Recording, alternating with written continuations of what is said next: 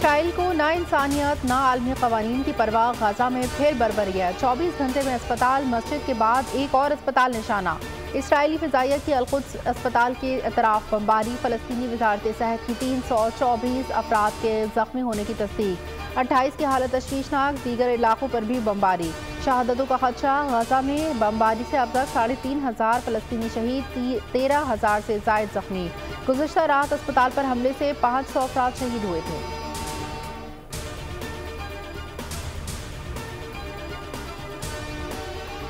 इस्लामी ताउन तंजीम ने गाजा के अस्पताल पर हमला शर्मनाक करार दे दिया। फलस्तीनियों की जबरी बेदखली मुस्तरद, फौरी जंग बंदी का मुतालबा। फलस्तीनियों पर जारहाना हमले आलमी कवानीन के मुनाफी हैं। गाजा की सूरत हाल इंतहाई भयानक है। जंग में बच्चों और खवातीन को कोई निशान नहीं बनाता।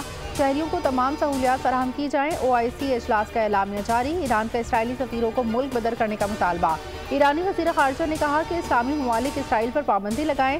इसराइल को तेल की सप्लाई बंद की जाए। इसराइल के जंगी जराइम पर एक्शन ज़रूरी है। जलील अब्बास ने कहा कि फ़लस्तीनियों के घरों से जबरी बेदखली की दहशतगर्द मुहिम फौरी ख़त्म की जाए।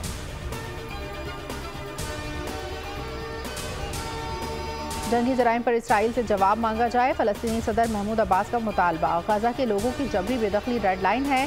फ़लस्तीनी क़यादत का ऐलान। गाजा से फ़लस्तीनियों की जबरी नकल मकानी कबूल नहीं करेंगे।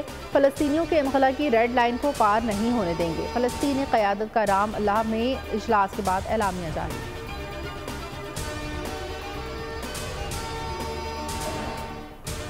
और हमास रहनुमा इस्माइल हनिया ने गाजा पर बमबारी का बराह रास्त जिम्मेदार अमरीका को ठहरा दिया। कहा दुश्मन बौखलाहट में निहत्ते फ़लस्तीनियों को निशाना बना रहे हैं। वाशिंगटन इसराइल को मुकम्मल तहफ़्फ़ुज़ दे रहा है। इसराइल के जंगी जराइम को तहफ़्फ़ुज़ देने वाले ममालिक इन जराइम में बराबर के शरीक हैं। अस्पताल पर हमले की बराह रास्त जिम्मेदारी अमरीका पर आयद होती है। मुस्लिम ममालिक दो टोक मौक़िफ़ अपनाएं, अधूरा बयान काफ़ी नहीं।